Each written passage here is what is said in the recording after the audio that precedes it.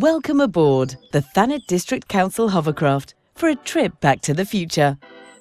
While the mode of transport today might be retro, we're going to give you a glimpse into some of the exciting developments to come across the district. Your ticket includes a dive into the famous Ramsgate tunnels before we show you the exciting plans for the town and harbour. First, our journey begins outside the Newington Community Centre. It's one of two community sites that are part of the Levelling Up Fund, or LUF plans. The Newington Community Centre project will improve a beloved community site, offering an expanded range of activities for years to come. The project will include improved insulation. It will also create a new teaching kitchen, an accessible toilet, and storage in an extension that opens up to the gardens. These measures will make the centre more energy efficient. They will also allow the community to grow, prepare, and enjoy healthy food together. Hold on to your hover hats as we dip into the famous Ramsgate tunnels for an underground trip to Ramsgate High Street.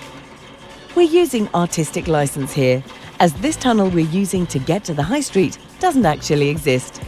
However, Ramsgate does have the UK's largest network of civilian wartime tunnels. Let's continue our journey past some of the town centre projects towards the harbour.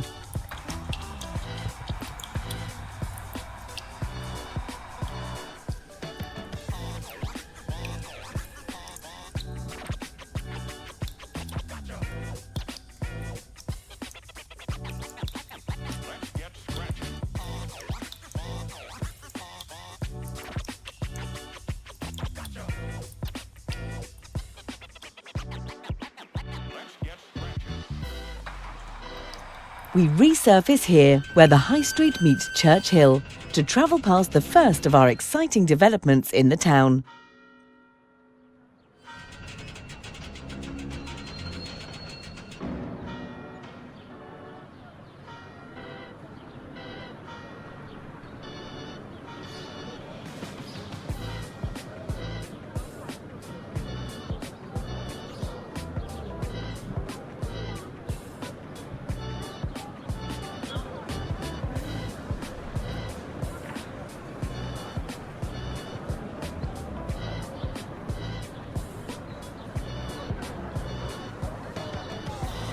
"5A Broad Street" is a quirky, narrow four-storey building tucked behind the High Street, most recently used as a haberdashery shop. By creatively rearranging its internal spaces and improving access and thermal performance, the building will become a hub for charity and not-for-profit organisations. The hub will create inspiring workspaces. It will also offer training, education and public workshops. The building will include a cafe, consultation/meeting rooms on the ground floor, flexible creative workspace on the first floor, office space and meeting rooms on the mezzanine and third floors. The scheme should create up to 60 jobs. It will boost confidence and resilience among Ramsgate's residents and businesses.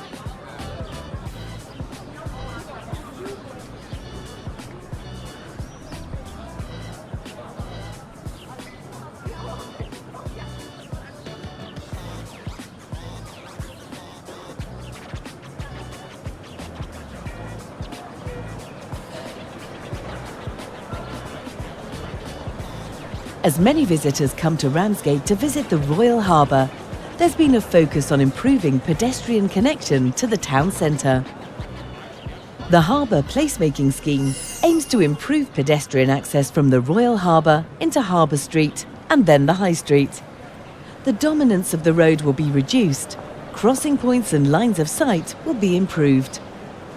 The ambition is that the High Street will benefit from the visitors to the Royal Harbour by making Harbour Street and the High Street more attractive and accessible. As we exit Harbour Street and continue to Harbour Parade, we can see some proposed improvements. They include reconfiguring the junction, adding raised tables that will reduce traffic speeds and help with pedestrian crossing, and widening the footways. Once the heart of harbour business, Pier Yard will be reimagined. It will host markets and outdoor events. It will also be the entry point to the harbour and the Clock House Museum. Pier Yard will showcase Ramsgate's rich harbour views. New trees will bring natural shading and cooling to the air during summer months. Sheltered seating areas will ensure Pier Yard can be used year-round. The design for Pier Yard will reference the site's rich maritime history and act as a starting point for a wider exploration of Ramsgate and the eastern Kent coast. The new landscaping and activities in Pier Yard will create an attractive outdoor area for visitors, providing wayfinding to the Royal Harbour and the town. The Clock House has stood on this site since 1816. It has had many uses: a carpenter's workshop, an office for Trinity House, the organisation that runs the lighthouses, a lifeboat station and a maritime museum. Repair works will be undertaken to bring the Clock House back into public use. This project will replace the existing shipping containers with a new cafe. It will also refurbish the main Clock House building. This will create new museum and gallery spaces and event and classroom space. The refurbished building and new cafe will have an improved outdoor space with views over the harbour. Conserving the Clock House as a heritage hub will provide a place for visitors and residents that tells the story of Ramsgate Royal Harbour's past, present and future.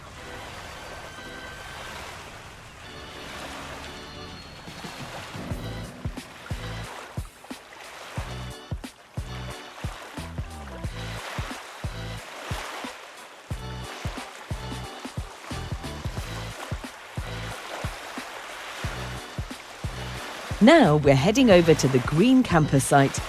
We want to tell you that at the end of our journey, we'll be asking for your feedback about the uses of some of the spaces you've seen today. What activities would you like to see happen in the new Pier Yard? What would keep you coming back to the Clock House Museum? What sort of employment training do you think would be beneficial at Broad Street?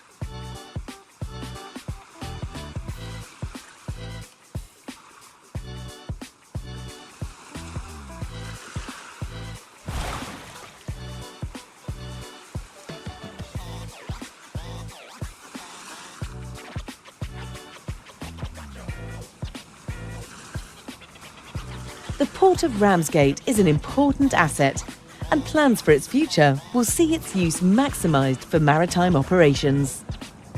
The Green Campus will bring together spaces for marine enterprise and training around a shared courtyard. The development will carefully reuse locally reclaimed material. The south-facing courtyard at the centre of the Green Campus will be a social space. This is to encourage collaboration. At the north of the site, a 2 to 3 storey structure will house training and seminar spaces with a communal cafe. It will overlook a small arrival yard at the northeast corner. 2 buildings will line the east and west sides of the courtyard. The western building will have a terrace of small workspaces. The eastern building will have a larger space. The buildings will offer a range of unit sizes from the start. They are designed around a structural module which allows for combining or partitioning units to meet business needs. The Green Campus will be a self-sufficient destination for enterprise and skills development. At the same time, the way it's set out creates a space that will attract future investment and expansion. Everyone involved in these projects has noted the feedback from the first LUF public event. In July 2023, many attendees said we should engage young people with these projects. Our event at Chatham and Clarendon Grammar School let children and young people share their views on developments in the town. We have also been engaging with educational partners across the projects. Previously, concerns were raised about pedestrian access, signs and traffic along Harbour Parade. This led to the appointment of transport consultants and a holistic approach to the public realm and highways schemes. Their work aims to improve pier yard and public areas, better connecting the town and harbour. We hope you've enjoyed your ride on the Thanet District Council hovercraft. We also hope you now have a renewed understanding of the town's projects. We'd love to hear your thoughts on the activities at these sites, and would be grateful if you could provide feedback to us through a short survey. Future updates on the projects can be found on the Council's website. Thank you again for travelling with us, and enjoy the rest of your day.